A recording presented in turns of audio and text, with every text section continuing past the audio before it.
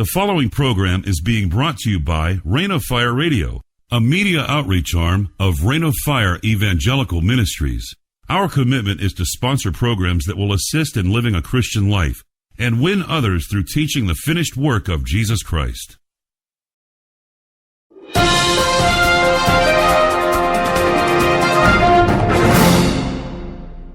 Good evening, ladies and gentlemen. This is Rand Berkey, and welcome to what I wanted to hear during the debate, the comebacks. So, I needed to respond to this. Everybody else is, so I'm giving my 2 cents worth. Now, this may be one of the most important elections within the United States in a number of years because of the way we're going, because of the dangers of society. Our world has become smaller and smaller and smaller, and the violence and the decisions that we make affect not only ourselves but also the whole world. One of the things that concern me as a believer is the whole idea that we are becoming global. As a United States citizen, I am not a part of the so-called global community. I am a citizen of the United States, and I bristle at the fact that we're allowing other countries and other government bodies to dictate to us what we should and should not do.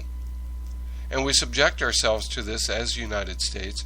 We no longer have, I believe that we're no longer a world power, but we're a world pawn and puppet, using our money, our riches, our power to be used as a tool for the control or destruction of other countries.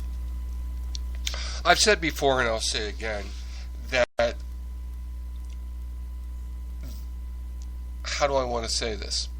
Democracy isn't for every country. And the reason I say that is there's some countries that have been under tyranny, been under dictators, been under the thumb of one person or another. But when that thumb has been taken off and democracy has tried to be established, those people who were being suppressed now want to become the suppressors, and they don't feel that there's any need for democracy, because the only thing that they'll use democracy for is to get in power and take the power away from the people.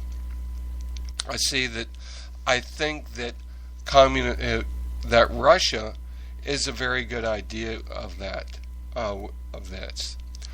They replaced the Communist Party with a democracy. They elected presidents. However, the president that now sits is more like a demagogue, and there's really no such thing as democracy at the hands of this ruler. However, there's been a talk of, what do I want to say? One person has admired them for the way they rule, for the way that they take charge of things, at the consternation, at the criticism of everyone else. There is principles that you can find within any leader that make them efficient, and those things can be copied, those things can be learned and utilized. However, the same people that may be criticizing the Russian dictator and the Russian president and what he is attempting to do and what he has done are the same people that in the back door have made backdoor deals with Russia and also have given them assistance within, with radioactive material. But because we're not because we don't say nice things about him in the open, we'll certainly make backdoor deals with him otherwise. So some of the things that were said during the debate is that one of the things that were said was that when the candidate was talking about how deplorable the conditions were within the United States, the other candidate said that they were just being negative.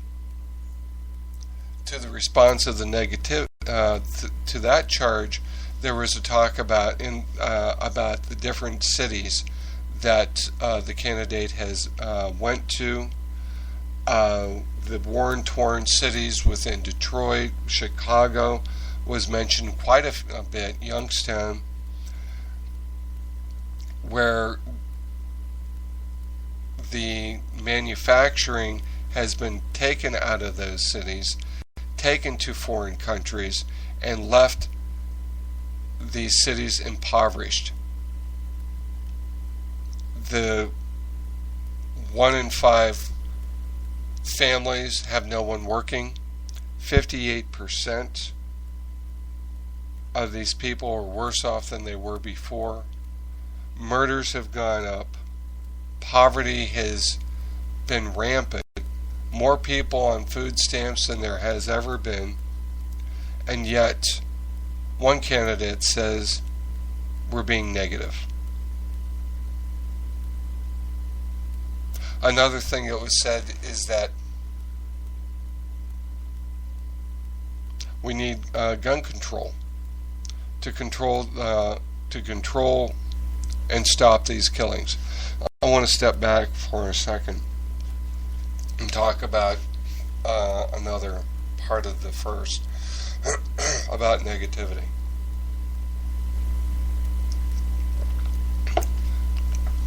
What is staring us in the face is not negativity, it's a fact. How the country got there may be subject to interpretation, but the fact that it's there is not being negative.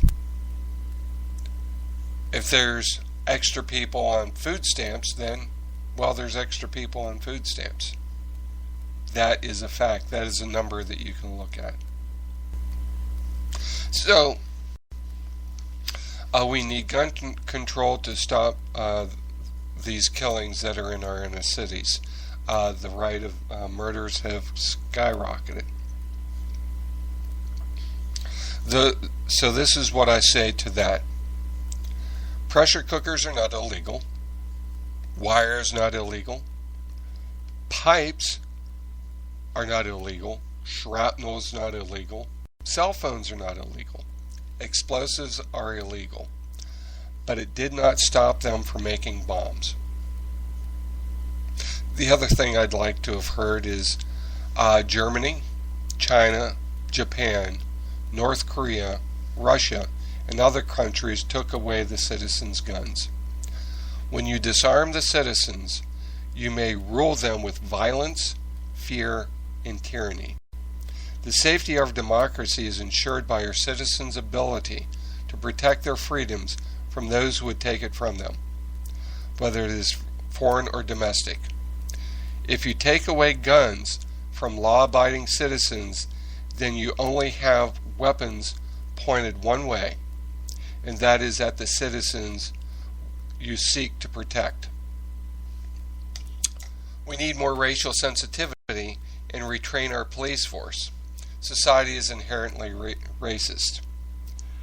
Yes, I saw in that interview where you said that whites need to be educated about racism before you found out it was an African American man, a police officer. So I know by your statement you feel that you need to be educated as well. Cyber warfare needs to be strengthened and increased, not to attack but defend our country. So is this why you used your email server so they couldn't find it and so they couldn't hack it? You said it was a mistake. Well, it would be treason for others. Then you have the Blackberries. They were destroyed. I suppose that's in order for the hackers not to gain the evidence, gained the secrets that are on them, all 13 of them. What about the documents that were left on the couch in Russia, in that document pack? That is a real concern about our safety. Missing emails. I suppose those emails are missing because we want to make sure that they don't fall in the wrong hands. This is one that really disturbs me, and it wasn't necessarily, well, it was mentioned, and Trump mentioned it, turning the internet over the world. It's been a number of years, and I don't know, historians would know how the internet started. It started with the Department of Justice. They found a way through computers to program and how to communicate. Out of that came the internet. I remember when I was in school that they were, I think $100 million was being processed through the internet, and they just couldn't wait to see when it became a billion. They thought a billion was almost out of reach. Well, now billions and billions and billions and billions of dollars are being traded on the internet, where it's purchasing one thing or transferring, do your billing all online. So it has become a life of its own. So here's something that the United States developed this through the Department of Defense in order to communicate. And now we want to turn this internet, I don't want to, but the internet is being said it's going to be turned over to the world. Turned over to the ruling body, so to speak, of the world. This is a serious problem, ladies and gentlemen. This goes really beyond the hacking that is being done. This means that we're putting our internet, our way of being, our way of living, into an outside body's hands that we don't have any control of. The other thing is her throwing people under the bus for use of it. Colin Powell is a really good example, where she was stating that because he did that, she thought he could do that, and then he comes out and says, "Stop throwing me under the bus. I didn't do that." There was another claim that one of the candidates said to the other candidate that they had not seen her on the campaign trail. You know, one of the comebacks could have been from that is she was too busy collecting money from those she is going to tax. She talked about trickle-down economy, trickle-down wealth, such as Reagan, would be disastrous because it really didn't happen. How although she wanted to tax corporations, she wanted to make sure that they were paying their fair share. So instead of getting trickle-down prosperity, trickle-down economics, what you're going to get is trickle-down taxes, because it will end up that those taxes, the cost of the taxes, will be paid by the middle class that they are so fond of saying that they're trying to help.